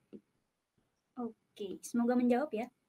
Kemudian next ini katanya apakah database Room dapat diakses atau dilihat database-nya? Ya, tadi udah aku bilang ya, jadi ada beberapa tools yang bisa dipakai. Bisa pakai Stato, bisa pakai SQLite 3 juga. Dan kedepannya bakalan ada database inspector. Itu bisa langsung di dalam Android Studio, jadi ditunggu saja fiturnya. Oke. Next. Dagger dan RX Java itu fungsinya untuk apa? Dagger mungkin ya agak Kalau mau jelasin, ya Dagger sih intinya untuk kalau kita ya kita kan develop aplikasi, kemudian kita misal pakai library nih, misal pakai library retrofit atau let's say ya retrofit lah mungkin yang paling sering dipakai sama orang kayak gitu. Nah, dengan adanya Dagger nih kita bisa pakai library itu tanpa apa ya? Istilahnya makanya kalau Dagger ini dependency injection. Jadi ketika ada aplikasi, ketika dia mau pakai suatu library, dia nggak perlu tahu nih library itu tuh sebenarnya library apa kayak gitu. Jadi semisal kita dari retrofit kemudian pindah ke let's say libg kayak gitu. Jadi pindah ke library lainnya. Nah, itu udah diatasin sama Dagger kayak itu. Tentunya dengan teknik tersendiri ya. Jadi dari aplikasi nggak perlu tahu. Jadi ketika kita ganti library, kita nggak banyak ngerubah. Nah, kalau kita nggak pakai Dagger, karena nggak pakai dependency injection, jadi aplikasi tahu oh ini pakai retrofit kayak gitu. Kalau tahu berarti dia ada kemungkinan pakai kode-kode yang hanya dimiliki sama retrofit. Dan ketika dia pakai ke ganti libg, ya pasti banyak kode yang harus diganti di dalam aplikasinya. Jadi kalau Dagger fungsinya buat apa ya? Buat apa ya? Buat memudahkan lah istilahnya, memudahkan kita dalam menggunakan library kayak gitu. Tentunya ada beberapa fungsi lainnya yang mungkin nggak bisa teman-teman pelajari sendiri ya. Tapi ya untuk Dagger sendiri memang agak apa bagi kalian yang mungkin baru proses belajar nih, cukup tahu aja kayak gitu. Jadi nggak perlu langsung ada Dagger, aku pengen belajar sekarang nih. Mungkin kalian baru ngoding seminggu atau 2 minggu langsung mau belajar Dagger, itu nggak aku saranin karena Dagger cukup susah kayak gitu untuk dipelajari. Bisa dibilang apa ya? Jadi dari sisi performa nggak ada bedanya, tapi susah dipelajari lah. Jadi saranku sih mending nggak usah kalau kalian lagi pemula nggak usah belajar Dagger dulu, tapi cukup tahu aja. Mungkin bisa belajar Koin ya. Koin punyanya Kotlin itu lebih mudah dipahami dibandingin sama Dagger. Tentunya Koin sama Dagger dari sisi performa ya adalah perbandingannya kayak gitu. Ya Dagger, Koin, terus habis itu Eric Java. Kalau Eric Java sih buat bantu dari sisi jelasinnya gimana ya? Jadi kalau Eric Java sih untuk dari sisi asinkronusnya ketika kita mungkin ya kalau Eric Java ini kan reaktif programming ya. Jadi semisal kita menekan tombol button nih, misal kita menekan sekali, ya itu kan mungkin ketika kita menekan satu tombol bakal muncul dialog kayak gitu. Tapi kan kalau kita kalau kita nggak nambahin kode apapun, misal kita nekannya berkali-kali nih, HP-nya nge-lag. Nah, itu bisa muncul banyak tombol kayak gitu. Nah, kalau di dalam reactive programming itu bisa di-set gimana caranya biar ketika user itu menekan suatu membantu gimana proses mungkin proses ya lebih ke asinkronusnya kayak gitulah. Jadi mungkin bisa belajar sendiri sih, tapi intinya ini cuma library tambahan untuk library tambahan yang bisa dipakai untuk mengatasi masalah itu tadi gitu. Tapi kalau misalnya kita bikin aplikasi yang simple kayak gitu baru permulaan, ya balik lagi cukup tahu aja kayak gitu. Tapi nanti kalau memang kalian udah saatnya udah istilahnya kan kalau itu tadi kan tombol button di pencet 2 kali kan ya itu bisa jadi karena HP-nya nge-lag ya. HP-nya nge-lag itu kan jarang, bisa jadi jarang lah kayak gitu. Jadi kalau kalian udah istilahnya care itu bahasa Indonesianya apa? Peduli. Oh ya, udah peduli dengan masalah yang seperti itu, ya mulailah belajar Eric Java kayak gitu. Mulailah belajar dengan Dagger. Oke. Udah Mas Emin? Udah. Oke. Next, ini ada pertanyaan selanjutnya. Apakah SQLite modern dari Root? Sorry. Yang 15. Lebih modern nggak? Lebih modern Room. Oke. Next, apakah kita bisa memakai keduanya nih dalam satu program? SQLite dan Room Hmm. bisa. Tapi ya alasannya kenapa dulu kayak gitu. Jadi aku pernah baca jadi apa ya? Jadi ada beberapa fitur yang mungkin lebih gampang di SQLite nih. Jadi dia ngimplementasiinnya 2 database kayak gitu. Jadi dia ngimplementasiin Room untuk fitur utamanya, untuk fitur utama core-core-nya. Kemudian ada mungkin service lain, service lainnya itu pakai SQLite kayak gitu. Aku lupa sih, kalau nggak salah content provider ya. Jadi aplikasi utamanya dia murni pakai Room kayak gitu. Tapi ketika dia mau mengirimin data ke aplikasi lain nih, dia pakai SQLite karena kan lebih gampang ya kursor dan mungkin ngodingnya lebih gampang karena nggak banyak juga kalau di content provider ya bisa sih kalau dipakai dua-duanya. Caranya seperti apa ya cari sendiri. Aku juga belum cari. Tapi cuma aku pernah baca kalau ada yang implementasiin seperti itu. Oke, berarti jawabannya bisa ya, Mas? Semoga. Oke, next. Ini katanya kalau kita tidak terlalu menguasai SQLite dan langsung berfokus belajar ke Room, ini gimana nih pendapatnya Mas terkait?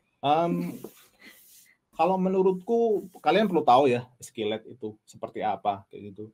Tapi ya nggak perlu jauh taunya karena kalau istilahnya jauh berarti kan kalian misal udah nemuin database yang kompleks ya gitu. Nah itu ya itulah makanya tantangnya di SQLite ketika kita udah sampai ke database yang kompleks, tingkat kompleksitas kita ngodingnya bakalan lebih tinggi dibandingin sama Room. Jadi saranku ya awal-awal nggak apa-apa nih kenal dulu sama SQLite ya kan, familiar, intinya biar familiar dulu dengan yang namanya tuh SQLite lah. Jadi apa ya emaknya atau mungkin apa ya istilahnya induknya dari mungkin database lainnya ya kenalan dulu. Setelahnya kalau memang udah mau masuk belajar arsitektur komponen nih mau ke MVVM ya belajar aja Room kayak gitu. Pasti dengan belajar SQLite dulu kemudian ke Room pasti bakalan membantu kayak gitu karena ya ini kan satu keluarga ya. Gitu. Oke, next aja ya. Ini katanya mau nanya kapan menggunakan SQLite, Room dan Realm. Ya, itu tadi sebenarnya udah aku bahas sih ya. Jadi pakai SQLite kalau ngerjain skripsi temen. Terus pakai Room kalau kamu pakai MVVM ya kan. Kalau pakai Realm ya kamu bisa mungkin pakai MVP atau cross platform ke iOS seperti itu. Jadi tergantung dari aplikasimu. Besar kecilnya proyek tentunya mempengaruhi ya. Kalau proyeknya gede ya biasanya ya mungkin relasional ya kan, relasional berarti Room kayak gitu. Mungkin ada tabel banyak yang harus di cover di aplikasi itu ya saya saranin pakai Room. Oke. Next, kapan nih menyimpan data di lokal HP atau Room atau disimpan di DB server? Nah ini masalah itu tadi yang aku bahas di awal ya. Kapan kita nyimpan data ya kalau kita lihat dari mungkin aplikasi Facebook kayak gitu, ketika kita post status ya kan, itu kan datanya langsung tampil gitu, langsung tampil di mungkin di apa sih istilahnya beranda. Ya aku orang lama jadi tahunya Facebook. Jadi dia tampil langsung kayak gitu. Padahal belum tentu itu datanya sinkron ke cloud kayak gitu. Tapi kan orang udah apa ya? Udah puas lah dia statusku udah tampil. Nah, itu sebenarnya dari sisi aplikasinya datanya udah disimpan ke dalam storage kayak gitu. Jadi tinggal nanti nunggu sinkronnya aja ke cloud. Dan ini pertanyaannya apa tadi lupa. Kapan menyimpan data di lokal HP Room atau disimpan di DB server ya itu tadi. Ketika kita pengen cepat ya kan, pengen cepat ya simpan aja di lokal. Tapi kan nggak semua data itu bisa disimpan di lokal ya. Kayak semisal mungkin autentikasi atau apa kan kita nggak bisa simpan juga di lokal. Jadi tergantung dari datanya sih sebenarnya. Kalau datanya itu memang nggak boleh disimpan di lokal ya kan kayak kredensialmu ya itu harus disimpan di server. Jadi tergantung datanya balik lagi dan ya itu tadi kalau yang kalau yang optimize ya bisa kayak Facebook gitu atau mungkin aplikasi-aplikasi lainnya yang kesannya seamless ya kan, kesannya dia ngeklik langsung respon balik kayak gitu. Padahal di belakangnya ya nggak tahu. Di belakangnya nggak segampang itu kayak gitu. Oke. Next, ini ada pertanyaan seputar beasiswanya nih. Katanya, Kak, kalau saya udah terdaftar jadi membership di Decoding, tapi sudah terdaftar juga di beasiswa Lintas Arta, ini berarti aku udah terdaftar ya? Nah, ini saya coba bantu jawab ya. Jadi teman-teman kalau misalnya yang udah mendaftar di beasiswa Lintas Arta ini, teman-teman otomatis harusnya udah terdaftar di Decoding ya. Dan pastikan email teman-teman itu yang terdaftar di Decoding, seperti itu. Jadi teman-teman langsung aja daftar di blog.decoding.com, di situ ada linknya. Jadi teman-teman langsung aja daftar di situ. Tapi pilihnya hanya satu aja ya, kayak gitu. Terus di sini ada juga yang bertanya, kalau SMA boleh ikut nggak, Kak? Ini kayaknya ketinggalan nih Pak Aryo, boleh dijelaskan? Iya, kebetulan untuk program Lintas Arta School kali ini, yang awal ini kita peruntukkan untuk teman-teman SMK. Jadi kita pengen nge-support teman-teman SMK dulu. Jadi doakan semoga setelah ini mungkin kita open untuk semuanya gitu ya. Oke. Nah, berarti untuk saat ini hanya SMK aja ya, teman-teman. Ya. Nah, selanjutnya ini beasiswa Lintas Arta kelasnya online atau offline?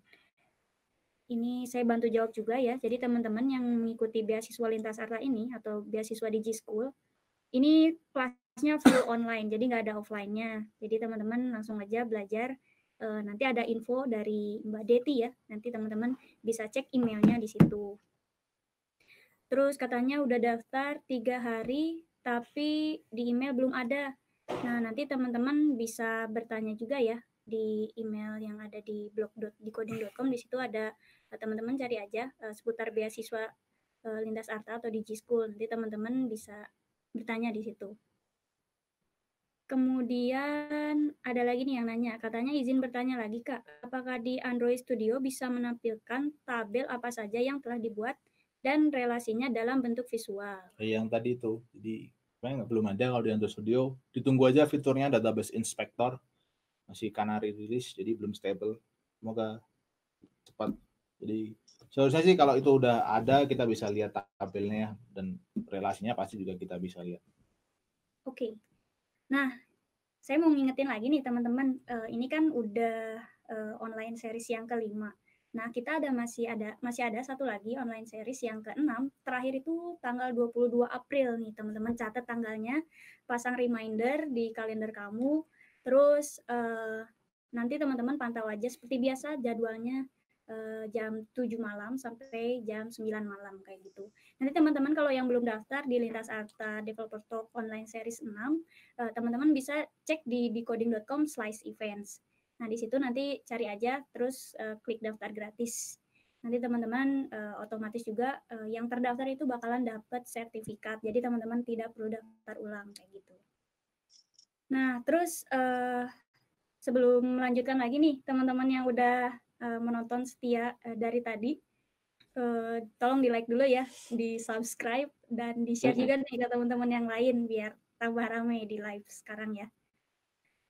Oke, dan yang ingin bertanya juga bisa di kolom komentar di sebelah kanan. Jadi teman-teman yang tadi mungkin pertanyaannya ketinggalan atau yang belum dijawab, langsung aja bertanya di sebelah kanan ya.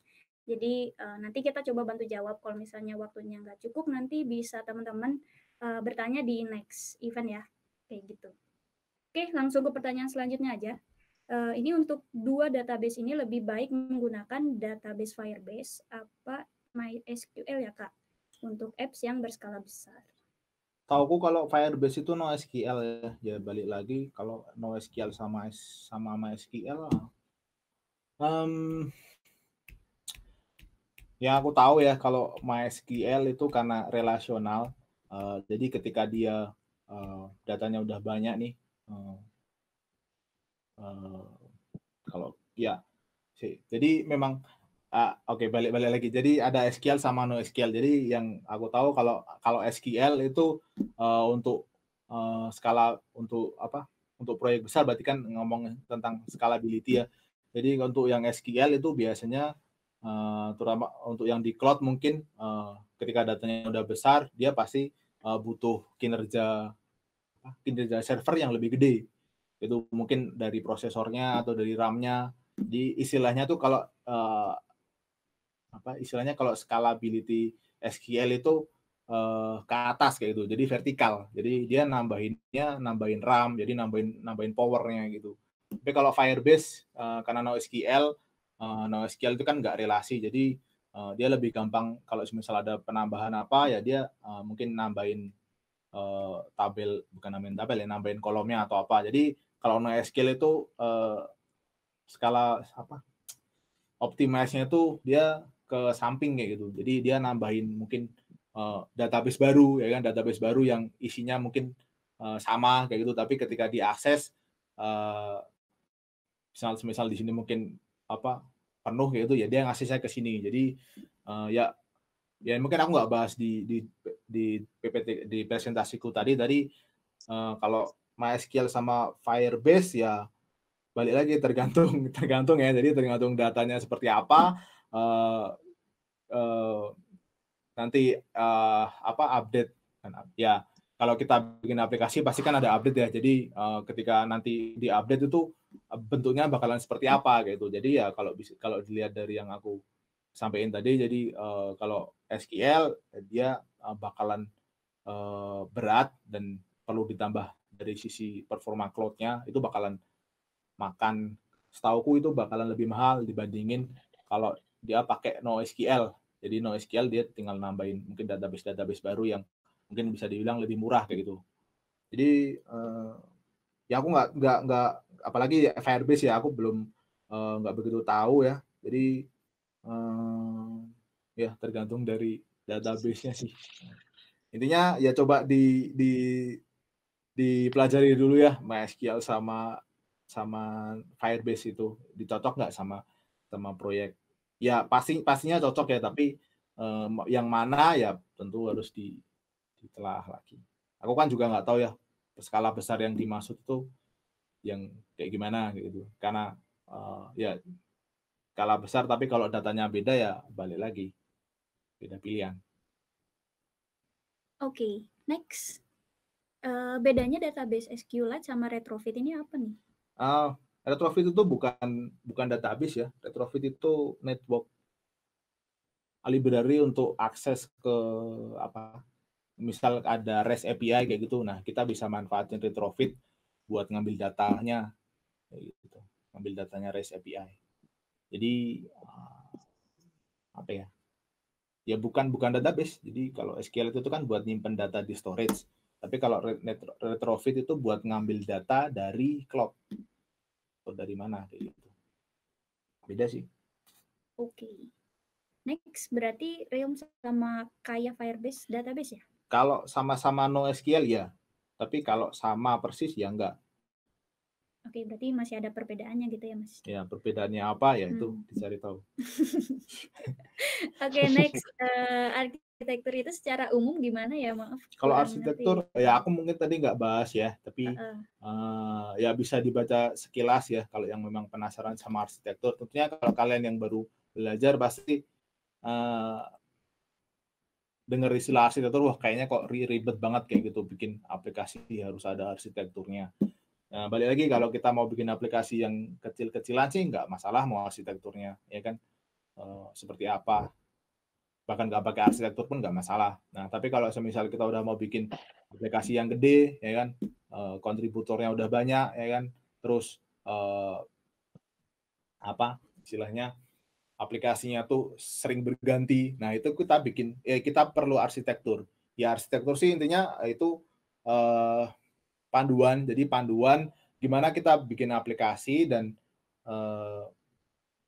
ketika ada perubahan itu cost yang harus kita keluarin dan mungkin waktu itu bisa kita minimalisir kayak gitu.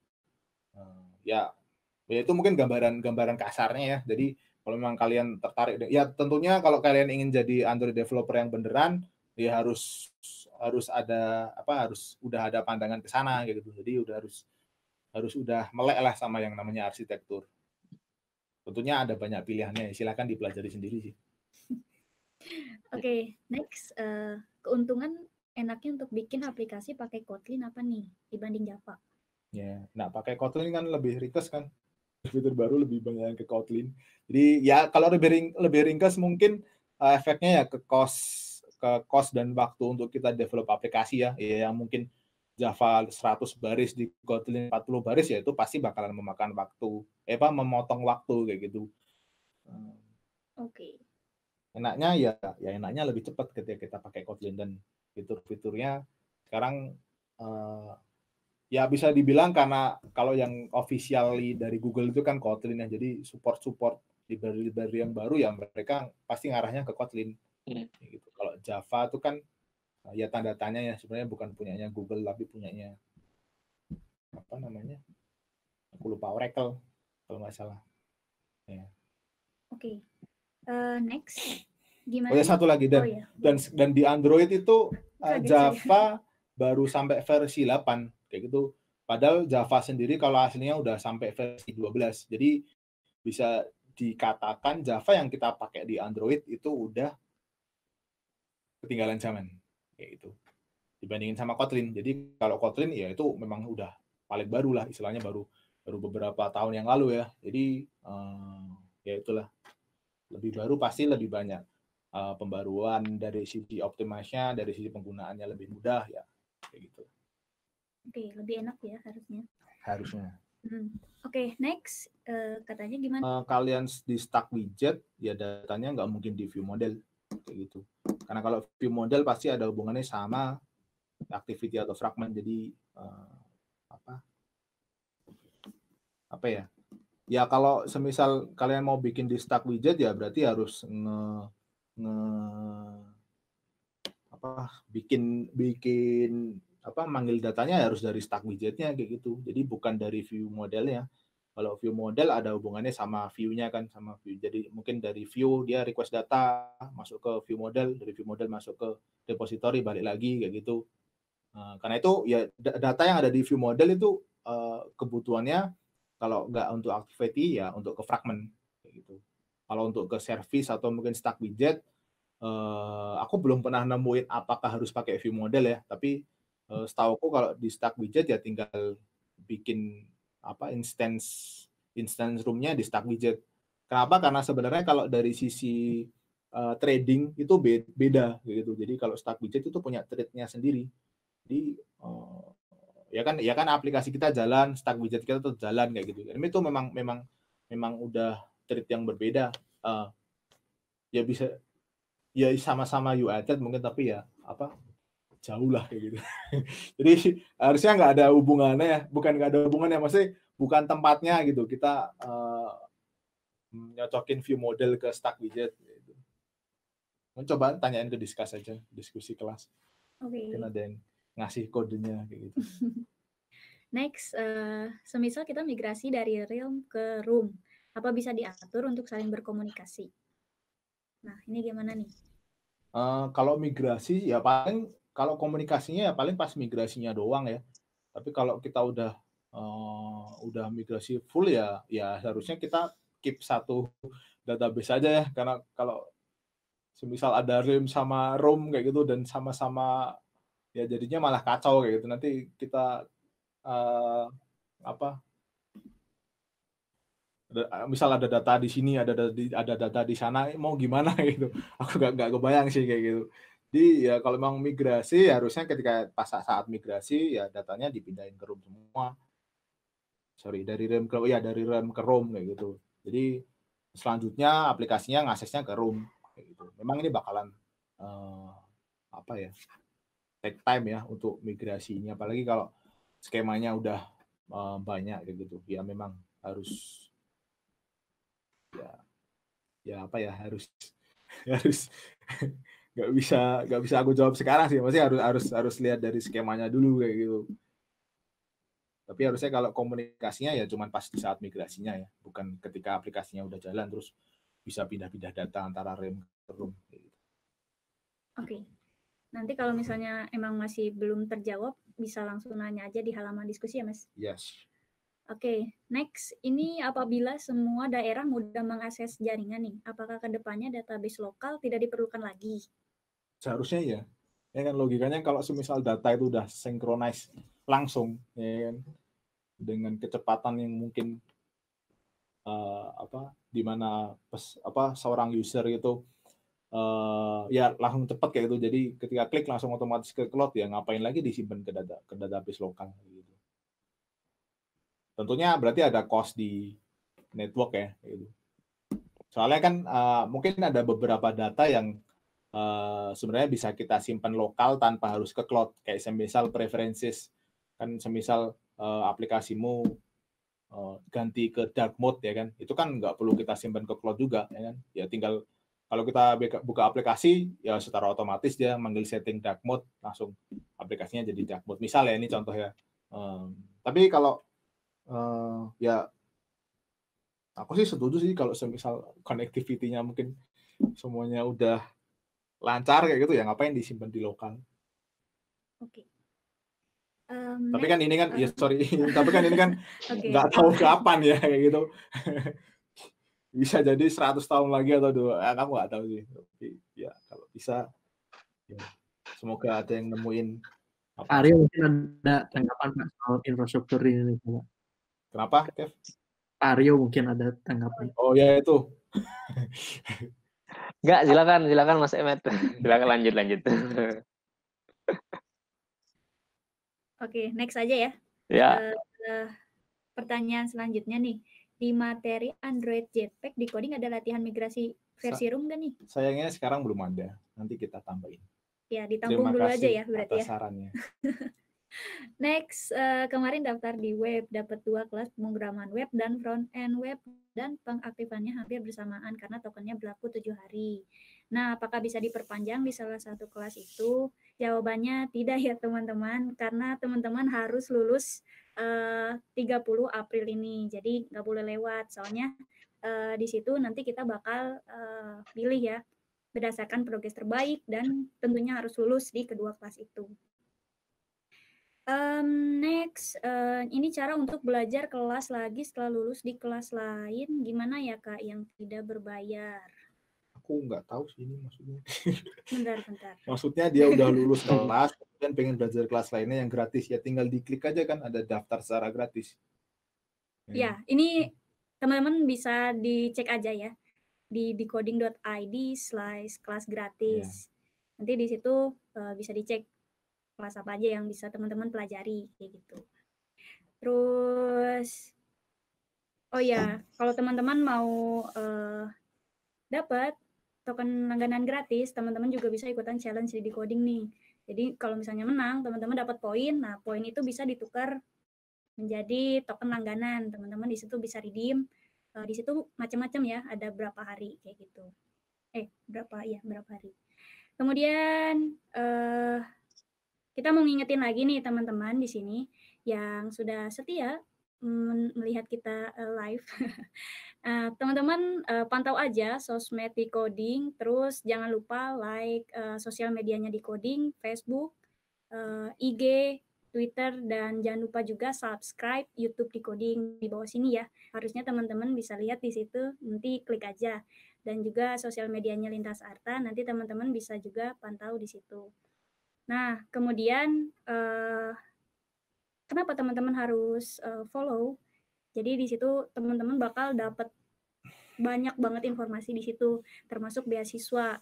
Beasiswanya ya macam-macam, jadi teman-teman gak bakal ketinggalan tentunya. Dan selanjutnya kriteria bisa dapat beasiswa lanjutan gimana nih? Oke, saya bantu jawab ya. Kalau teman-teman yang tadi udah dijelaskan, jadi kalau misalnya teman-teman lulus di kelas yang pemula dan tentunya dengan progres terbaik, itu bakal kita prioritaskan untuk mendapatkan kelas yang expert kayak gitu. Tentunya teman-teman harus buat project sebaik mungkin, sebagus mungkin, tentunya bisa lebih kreatif juga ya Mas Emet. Siap. Nah, itu bisa dapat nilai tambah gitu. Next, database mana nih yang cocok untuk data yang bersifat real time dari remote resource? Remote resource. Real time. Biar realm bisa itu. Realm karena dia udah sinkronis dengan server, harusnya bisa kayak itu. Firebase juga katanya kan real time ya, jadi Mungkin bisa coba dicek deh Firebase sama RAM.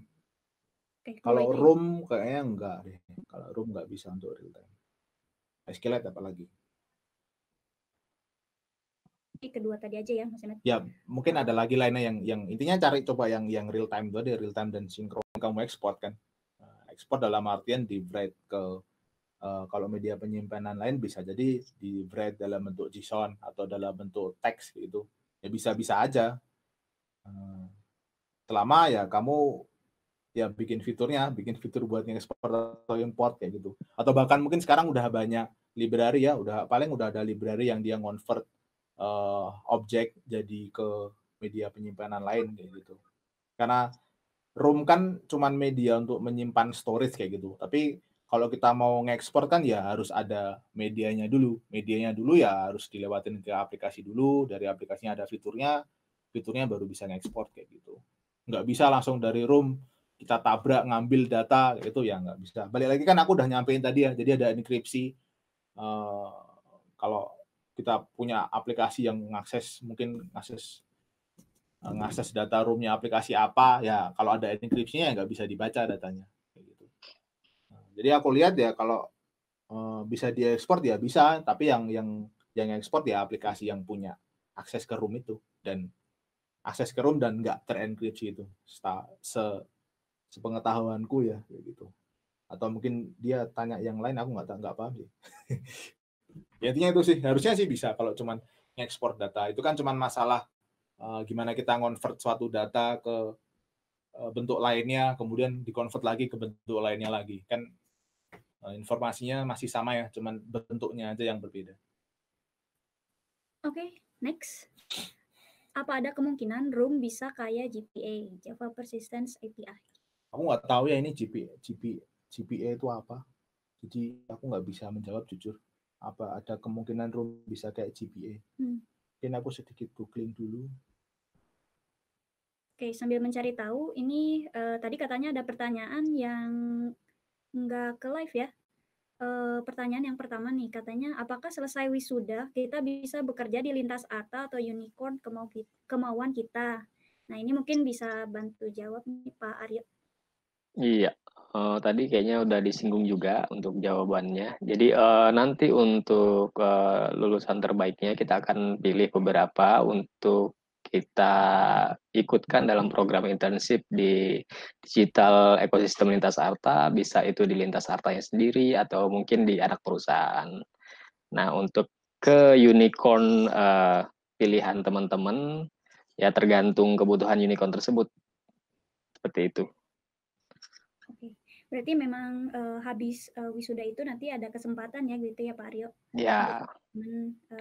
Untuk berkesempatan magang atau internship di Lintas Arta seperti itu. Oke, mungkin udah habis nih pertanyaannya, tapi buat teman-teman tadi mungkin yang pertanyaannya sudah disampaikan di kolom komentar dan mungkin tidak terjawab, nanti bisa bertanya lagi ya di next event Lintas Arta Developer Talk Online series 6. Ini yang terakhir, jadi teman-teman jangan sampai ketinggalan nih tentunya ya Pak Aryo ya. Iya.